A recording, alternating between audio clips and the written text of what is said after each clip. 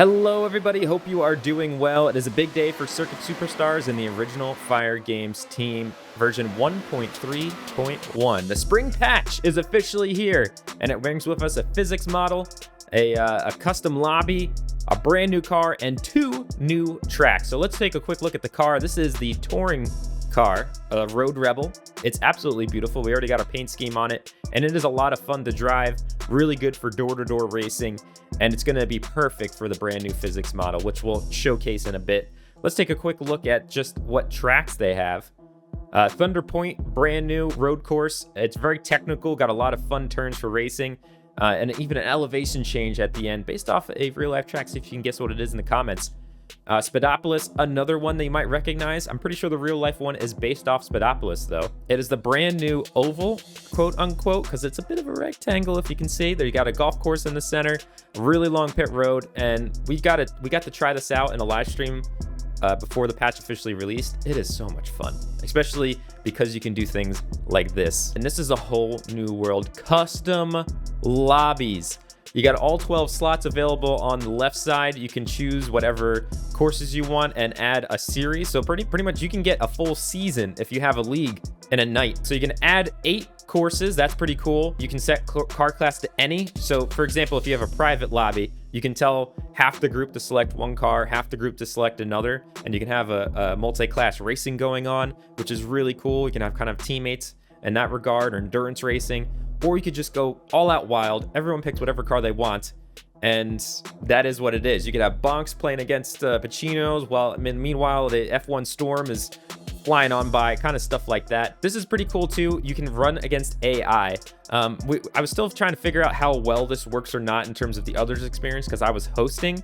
For me, the AI was working perfectly fine. I still have to test a little bit to see what everyone else experiences when we add AI to the lobby. But pretty much you say how many racers you want in the lobby. So say you only have 6 people, you want 2 AI, set this to 8, and it'll fill the rest with AI if they're not covered by actual human players. And then of course you can set the AI difficulty, and I'm guessing any kind of probably sets it all to 1 difficulty. Starting order, you can qualify once. You can set for each race. Qualify once, you just do it at the start of the series.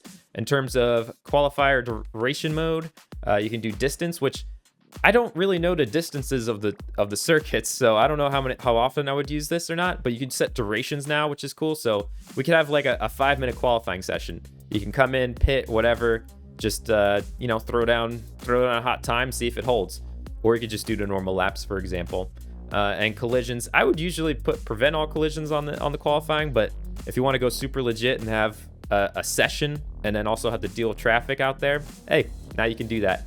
Race duration mode, again, we have laps, distance, which is going to be interesting because I don't know when those would end. It would be, maybe add a little bit of randomness to the races. Race duration, which is kind of interesting. So for endurance racing, let's see how high this can go. Interesting. So it goes to 24 minutes. All right, so it goes up to 24, I'm guessing minutes. Collisions, you can set this now, prevent lapping collisions, which is what the normal online experience is like. You'll ghost if you go a lap down. It can prevent all collisions so no one can touch each other. I don't think that's fun, but if that floats your boat, you can do that. And then collision all, which means the leaders also have to get around lap cars. And I've been playing this way with the AI for a long time, and I think it's kind of fun, adds a little bit to it. Drafting, of course, that was an addition in a recent previous update, which was a really cool add, especially with the oval edition at Bullseye Speedway. You can turn that off, down, or all the way up to 500%, which is a absolute blast on the Speedopolis track. Rubber banding, this one I don't fully understand just yet. At first I thought it was maybe only for the AI, but I guess it affects human players. Rubber banding means they are going to come back to you, so maybe it turns down the power on the leaders. I don't know, but that's what that is. I'm just going to leave that off for a little bit until we figure out what that actually is. Tire wear doesn't really change in terms of free play. You can set it all the way up to 500 or turn it off, and so on. Same with fuel consumption, damage from opponents, and environment. So look at that. You have all of these beautiful settings. You can invite people right to your lobby. It's so good. And this is so big for this game and online competition racing. So I'm going to show some footage from our stream. So it's not as high quality. I might shrink it a little bit, but yeah, we tested out the physics. We got an early look at the update before it released the last week, I believe. And it was so much fun. The contact was 10 times better because what happened in the old build is anytime you would kind of get close to each other, and there's a little bit of that POV difference, and the physics would kind of freak out your car. Sometimes you wouldn't visually touch someone, but you'd get thrown aside, for example. And it just made online racing, especially competitive racing, a little hard with how close it gets. So this update, the cars are more grounded. When you run into each other, it's not as much of a, you're not thrown off the track. You can still get moved a little bit, but you're not upset as much, and the car recovers. My group called it physicsing, where if you got too close to someone, all of a sudden your car would go left and right, and you'd just absolutely lose control. And now it's kind of more grounded. Obviously, there's going to be small occasions where it still gets a little chaotic and messed up. It's a video game. It's online racing. There's ping, but this is really good for what we're working with, and I'm congratulations to the devs, because it's a lot of fun. So here's the options. You can still do solo align for matchmaking. You can still join a lobby the old way.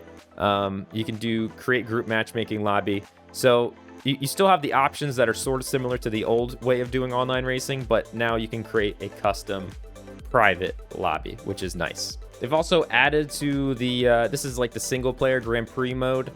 You can win trophies and so on. They've added the touring car, of course, which is really cool. Looks like they have Fenza, Renvort, Copperwood, and Sugar Hill. And then I believe they also added the stock car. Oh, it's all the way at the bottom. So you got Bullseye Speedway, Sugar Hill, Thunder Point, and Speedopolis, which Bullseye Speedway, I'm not exactly sure if it's based particularly or anything. It always kind of reminds me a little bit of New Hampshire, to be honest. Sugar Hill, definitely in Watkins Glen. Thunder Point, I'm hearing Road America, and Speedopolis, of course, Indianapolis. Let's check out some of the racing. We'll go to Thunder Point, do 6 laps here in the brand new touring car. Here we go, Thunder Point. Again, I love that they added track maps to the selection menu. That's really big. I mean, at this point, I pretty much know all the circuits and so on, but especially for someone new to the game, I could imagine it was a little overwhelming not knowing exactly what kind of circuit you were getting into. Ooh, the AI going a little crazy. But yeah, the AI also got this physics update, so maybe we'll purposely make some contact here just to get a little rough and tumble. And you can even see the way they're interacting with each other. Like some spots they're still driving a little wild, which I love to see. I don't want AI on rails. Like, I want them to make mistakes like we just saw there going through the dirt. Ooh, door slammed. See, that may have actually messed us up so much that I may have gone into the wall in the previous update. Look at that elevation change we just saw there. Oh, that's a corner cut. But as you can see, we can bump bumpers and door slam and so on, and everyone is still racing.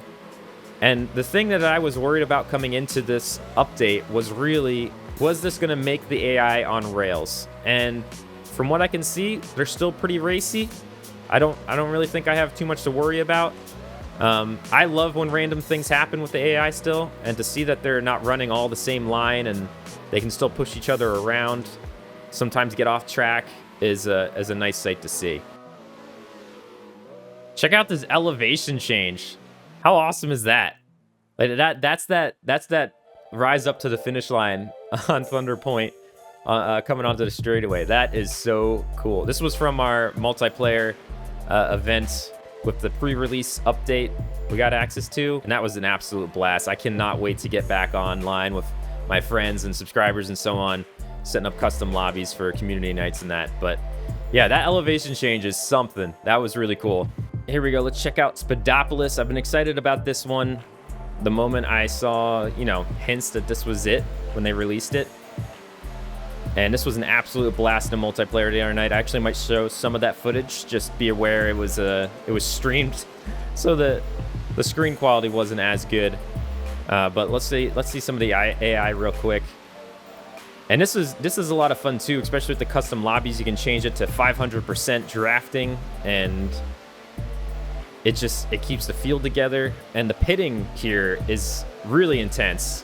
So we're gonna give away this race at some point and just hit the pits to just show you how big pit lane is, the entry and exit. It is a doozy. Let's hit pit road just to show you what that's like.